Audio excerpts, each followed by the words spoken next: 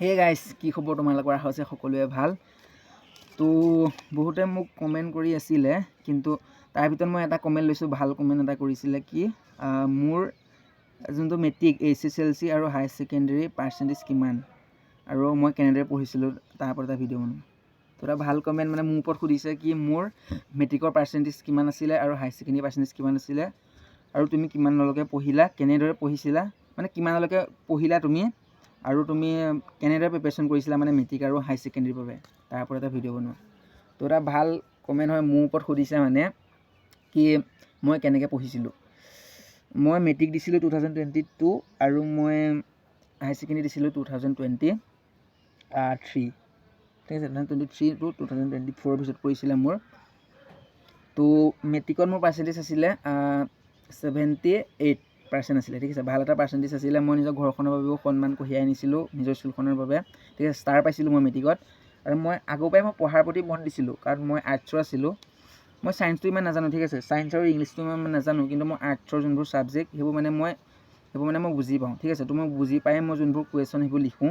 তো তোমালোকে কিতাপৰ মতে মানে যোনবোৰ কুৱেশ্যন নহয়, কিতাপৰ মতে মানে নিলিখিলেও হয়। তুমি যদি বুজি পোৱা মানে সেইটো নিজৰ মতেও লিখিলেও হয়, ঠিক আছে। তো মোৰ মেট্ৰিকত পাৰ্চেণ্টেজ আছিলে 78। মোৰ টোটেল 6টা ছাবজেক্ট আছিলে। মোৰ হিন্দীও আছিলে, ছায়েন্স, ছ'চিয়েল ছায়েন্স আৰু ছায়েন্স ছ'চিয়েল ছায়েন্স, আৰু মোৰ অসমীয়া ইংলিছ কম্পালচৰিয়ে, ঠিক আছে।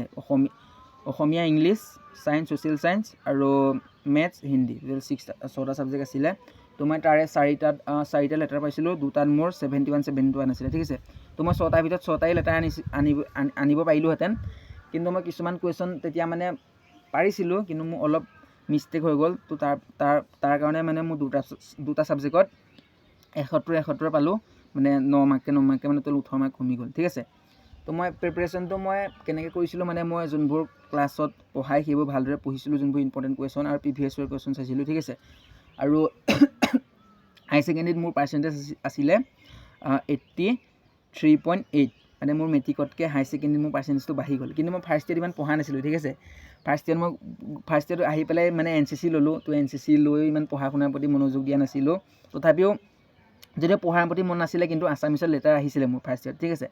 কিন্তু মই ফাৰ্ষ্ট ইয়েৰত যেতিয়া মোৰ পঢ়াটো কমি গ'ল, তো নিজকে বেয়া লাগিলে যে মেট্ৰিকত ইমান ভাল ৰিজাল্ট কৰিলোঁ আৰু যদি হায়াৰ ছেকেণ্ডেৰীত বেয়া ৰিজাল্ট হয়, তো ঘৰৰ মানুহে কি বুলি ভাবিব, নিজৰ যোনবোৰ মোৰ স্কুলৰ মাষ্টৰ আছিলে, মাষ্টৰনী আছিলে, তেওঁলোকে কি বুলি ভাবিব, তো নিজৰ মনতে বেয়া লাগিলে। তো মই ফাৰ্ষ্ট ইয়েৰত কলেজ পাতিবোৰ কম যাবলৈ ল'লোঁ, কাৰণ NCC আছিলে। NCC থাকিলেতো ইমান NCDC নালাগে।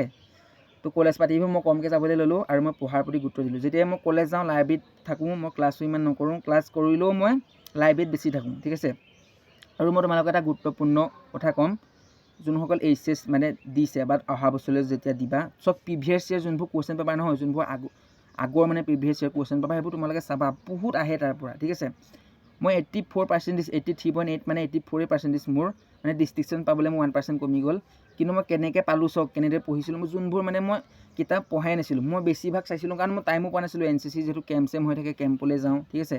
আৰু NCC ক্লাছ হয়তো নিজৰ মানে যোনবোৰ কলেজৰ ক্লাছ সেইবোৰ কৰিবলৈ নাপাওঁ, NCC ক্লাছতে ব্যস্ত থাকোঁ। তো যোনবোৰ প্ৰিভিয়াছ ইয়েৰ কুৱেশ্যন পেপাৰ মানে যোনবোৰ আগৰ লজিকত মই 100 ভিতৰত 99 পাইছোঁ, তো মোৰ মানে 1 মাৰ্ক কমিছে 100 ভিতৰত 100 পাবলৈ। তো তোমালোকে তাৰ ওপৰতে ক'ব পৰা যে মই 1 মাৰ্কটো কেলৈ নিদিলে, মানে মই তোমালোকক মাৰ্কশ্বিট এখন দেখুৱাই দিলোঁহেঁতেন, কিন্তু মোৰ বেকত সোমাই আছে, ওলোৱাবলৈ মোৰ মন যোৱা নাই। পিছত দেখুৱাম, এতিয়া মানে সময় নাই, কাৰণ বাকচ খুলি তলত সোমাই আছে। নহ'লে তোমালোকক মই মেট্ৰিকৰ আৰু হায়াৰ ছেকেণ্ডেৰী মানে মাৰ্কশ্বিট এখন দেখুৱাই দিলোঁহেঁতেন, ঠিক আছে। মই হায়াৰ ছেকেণ্ডেৰীত কেনেদৰে পঢ়িছিলোঁ শুনক। যোনবোৰ মানে প্ৰিভিয়াছ ইয়েৰ কুৱেশ্যন পেপাৰ আগতে আহিছিলে, মই 2013 চনৰ পৰা 2022 চনলৈকে চালোঁ। তো মই যদি 10 বছৰৰ যদি প্ৰিভিয়াছ ইয়েৰ কুৱেশ্যন পেপাৰখিনি চাই দিয়াৰ পিছত তোমালোকৰ যোনবোৰ পিছত যোনটো এক্সাম হয়, তো সেইবোৰ মানে ছেম কুৱেশ্যন এনচাৰে আহে, ঠিক আছে।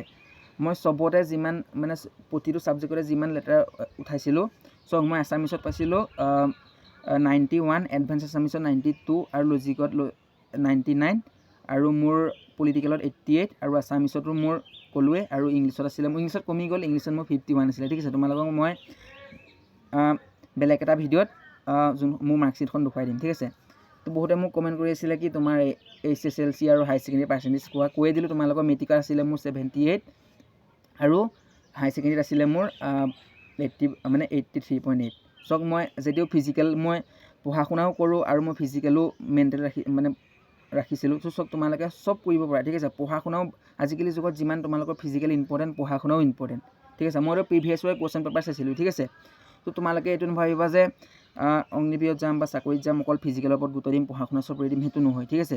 যেতিয়া তুমি চাকৰি কৰি আছা আৰু পঢ়া শুনা কেতিয়াও এৰি নিদিবা, ঠিক আছে। তো মই ভালদৰে ফিজিকেলো প্ৰেক্টিছ কৰিছিলোঁ আৰু পঢ়া শুনাও ভালদৰে মেইনটেইন ৰাখিছিলোঁ, ঠিক আছে।